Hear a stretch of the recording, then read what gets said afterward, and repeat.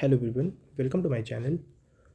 सो friends, RRB NTPC 12th level का CBT 2 का exam date announce हो चुका है, जो कि 20 दिसंबर को होने वाला है। मैंने पहले ही बोला था कि सीबीटी 1 के रिज़ल्ट के बाद रेलवे बहुत ज़्यादा टाइम नहीं देता है सीबीटी 2 को लेकर। तो अभी आपके पास 1 महीने से कम का टाइम है।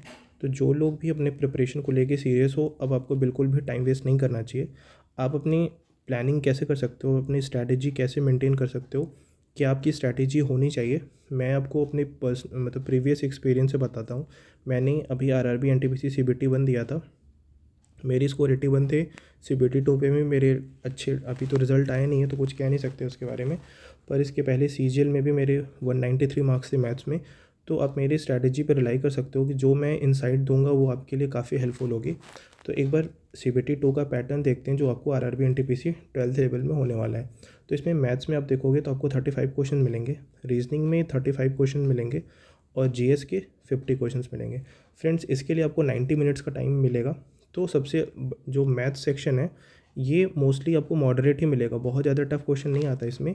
पर इसमें आपको कैलकुलेशन मैनेज करना पड़ेगा, क्योंकि मैथ्स के पेपर को टफ बनाना हो तो सबसे अच्छा बात जो एग्जामिनर क्या करता है, उस पेपर को कैलकुलेटिव कर देता है।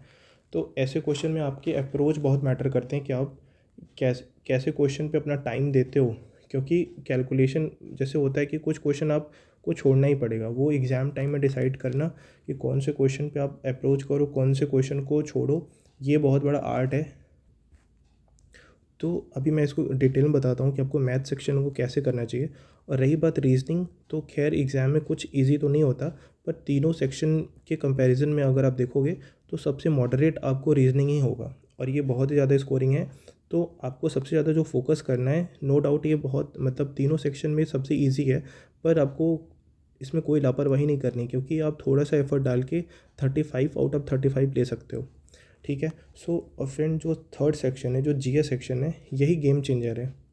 गेम चेंजर कैसे है मैं बता रहा हूँ। इसमें आपको 50 क्वेश्चंस मिलेंगे, और आपका सिलेक्शन होगा या नहीं होगा, कुछ बहुत ज़्यादा हद तक यही सेक्शन डिसाइड करेगा। तो मैं सबसे पहले आपको जीएस सेक्शन के बारे में ही बताता हूँ कि ये गेम चेंजर क्यों है। सो फ्रेंड्स, इसमें जो 50 क्वेश्चंस होंगे, अगर हम RRB NTPC graduate level CBT 1 की भी बात करें और सीबीटी 2 की बात करें, तो सीबीटी 2 में बहुत ही अच्छे क्वेश्चन पूछे गए थे, और मैक्सिमम लोगों के जो स्कोर डाउन हुए हैं वो जीएस की वजह से हुए हैं। सबसे इम्पॉर्टेंट इसका जो फैक्टर है वो है आपका करंट अफेयर्स।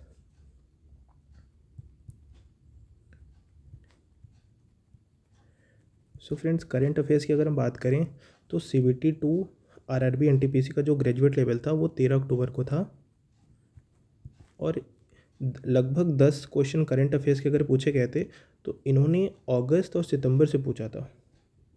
8 से 9 क्वेश्चन जो था वो अगस्त और सितंबर से था, क्योंकि इन्होंने जो भी करंट अफेयर्स के क्वेश्चन पूछे थे उसमें उन्होंने मंथ को मेंशन किया हुआ था। तो ये कितना बड़ा, जनरली लोग 1 महीने का छोड़ दे के जाते हैं।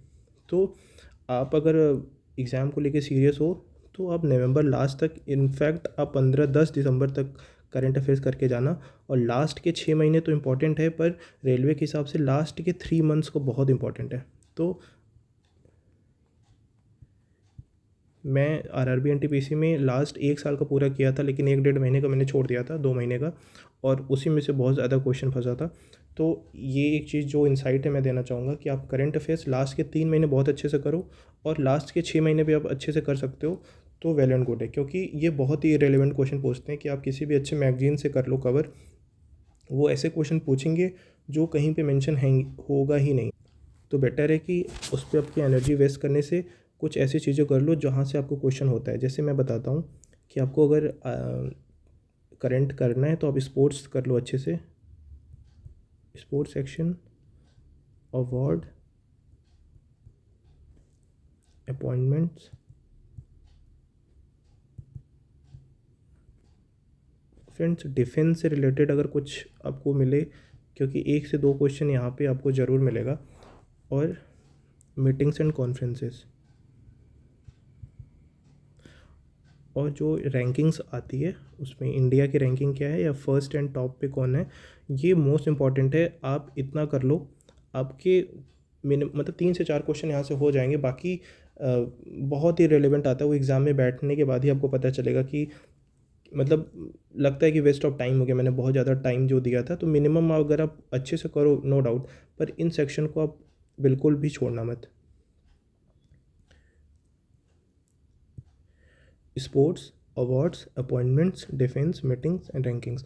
फ्रेंड्स, जैसे स्पोर्ट्स आप कर रहे हो तो इसमें अगर ग्रैंड स्लैम जो कि बहुत इंपॉर्टेंट होता है, तो ग्रैंड स्लैम कौन जीता वो इंपॉर्टेंट तो है ही, प्लस किसने किसको हरा के जीता है ये इंपॉर्टेंट है। रणजी ट्रॉफी किसने जीता वो इंपॉर्टेंट है, लेकिन उसमें जो लूज़र है उसके भी नाम पूछे जाते हैं। तो आप अगर जो भी इंपॉर्टेंट ट्रॉफीज़ हैं आप उसमें ये ज़रूर ध्यान देना कि किसने जीता है प्लस किसने किसको हरा के जीता है। ठीक है, तो ये बहुत ही ज़्यादा इंपॉर्टेंट है। बाकी करंट अफेयर्स का सेक्शन हो गया। फिर रेलवे के लिए जो सबसे इम्पॉर्टेंट है जीएस में वो है साइंस। ऑल दो आरआरबी एनटीपीसी ग्रेजुएट लेवल में साइंस को इन्होंने पूरा इग्नोर कर दिया था, पर आप साइंस को इग्नोर नहीं कर सकते हो। साइंस से मैक्सिमम क्वेश्चन आते हैं, और फिर इसमें वही फिर फिजिक्स, केमिस्ट्री, बायो। अब इसमें आपको डिटेल से ही करना पड़ेगा, इसमें कुछ इंपॉर्टेंट टॉपिक जैसा कुछ नहीं है, आपको पूरा अच्छे से करना है क्योंकि कोई चांस नहीं लेना है इसमें। अब जैसे डिजीज़ हो गया मोस्ट इंपॉर्टेंट, जो रिसेंट इन्वेंशन हुआ कुछ बायो से या फिजिक्स केमिस्ट्री में नोबेल प्राइज़ उसको मिला, तो वो सारे इंपॉर्टेंट तो है ही। प्लस आप इसको डिटेल में करो, आप इसमें कुछ इंपॉर्टेंट के पीछे ना भागो, क्योंकि साइंस करंट अफेयर्स बहुत ही ज़्यादा इंपॉर्टेंट है और इससे क्वेश्चंस जनरली आएंगे, तो आप छूटना नहीं चाहिए, ये अप्रोच होना चाहिए। और फिर रही बात फिजिक्स पॉलिटी,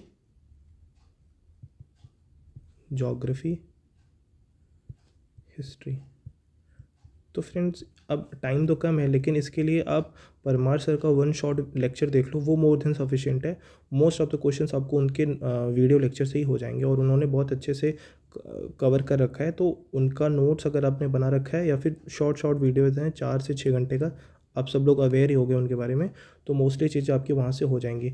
तो साइंस जनरल सेक्शन वाला सेक्शन आप आराम से कर सकते हो। रीजनिंग आपको कैसे करना चाहिए, रीजनिंग का सबसे अच्छा ये है कि आप जो भी एनटीपीसी का सीबीटी 1 का भी एग्ज़ाम हुआ है उससे आप अच्छे अच्छे क्वेश्चन जो भी मिले आपको, जैसे कि आप गगन प्रताप के टेलीग्राम चैनल पे जा सकते हो। उन्होंने क्या हुआ है कि अपने चैनल पे रीजनिंग का पूरा सेक्शन वाइज अपलोड किया हुआ है, और लेवल वाइज उन्होंने मेंशन किया हुआ है कि कितने % क्वेश्चन लोगों ने गलत किए हैं। तो आप उनके गगन प्रताप मैथ चैनल पे जाना, वहाँ पे आरआरबी एनटीपीसी का रीजनिंग वाला टॉपिक वाइज जो उन्होंने अपनी पीडीएफ अपलोड किया है वहाँ से आप देख सकते हो। और जो भी क्वेश्चंस जो भी टॉपिक आपके थोड़े से वीक हैं, जैसे statement assumption, statement and conclusion, ये क्वेश्चन आते ही हैं, और थोड़ा सा प्रैक्टिस करके आप थोड़ा अपना माइंडसेट चेंज कर सकते हो, तो ऐसे क्वेश्चन आपको एग्ज़ाम में सही हो जाएंगे। तो रीजनिंग के जो गगन प्रताप मैथ चैनल पे जाके आप पीडीएफ डाउनलोड कर लो, उसमें जो हार्ड टू टफ वाले में जो मोस्ट हार्ड क्वेश्चन है वहाँ से आप करके रीजनिंग कर सकते हो। रेलवे की रीजनिंग बहुत टफ नहीं आती है, प्लस थोड़ा सा स्टेटमेंट एंड कंक्लूजन आप कर लेना, आर्ग्यूमेंट कंक्लूजन, तो वो आपके 2 से 3 क्वेश्चन यहाँ से आप लीड ले सकते हो। अब रही बात मैथ्स सेक्शन की, तो मैथ्स फ्रेंड्स मोस्टली इनका अरिथमेटिक ओरिएंटेड ज़्यादा रहता है, एडवांस के कम रहता है। मैं ये नहीं कह रहा हूँ कि आप एडवांस एकदम छोड़ देना, पर अरिथमेटिक पे आप ज़्यादा फोकस करना। और इसके लिए भी बस आपके पास अभी जितना भी टाइम है वो एनटीपीसी के जो अच्छे क्वेश्चन अभी रिसेंट हुए हैं आप वहाँ से प्रैक्टिस कर लो। इसमें आपको मीन मोड मीडियन ज़रूर पढ़ के जाना है। मीन मोड मीडियन के क्वेश्चंस आते हैं और ये पूरे फार्मूला बेस्ड होते हैं, और अगर आप फार्मूला नहीं याद है तो आप नहीं कर पाओगे। तो मीन मोड मीडियन आपको अच्छे से करके जाना है, क्योंकि जो भी अभी एनटीपीसी का हुआ था उसमें हर सेक्शन में 1 से 2 क्वेश्चन थे हर सेट में। तो सीबीटी 1 में, सीबीटी 2 में खैर तो नहीं पूछा, लेकिन इसके पहले मैंने देखा है रेलवे हर बार मीन मोड मीडियन से पूछता है, और इसलिए आप इसको अच्छे से कर लेना, आपको पक्का 1 से 2 क्वेश्चन यहाँ से मिलेंगे। और इसमें फ्रेंड जीएस में जो भी एक मैंने ये भी देखा है कि जितने भी रेलवे के जोन्स हैं उनका हेडक्वार्टर कहाँ है, एनसीआर का हेडक्वार्टर कहाँ है, और मतलब जो भी है साउथ रीजन का हेडक्वार्टर कहाँ है। एक क्वेश्चन इससे भी पूछा है, इसके पहले वाले एनटीपीसी में भी पूछा हुआ है, और इस बार वाले में भी पूछा था। तो आप ये देख सकते हो, और बाकी जो भी डाउट होगा आप कमेंट करो, मैं बताऊँगा। Thanks for watching and have a great day ahead.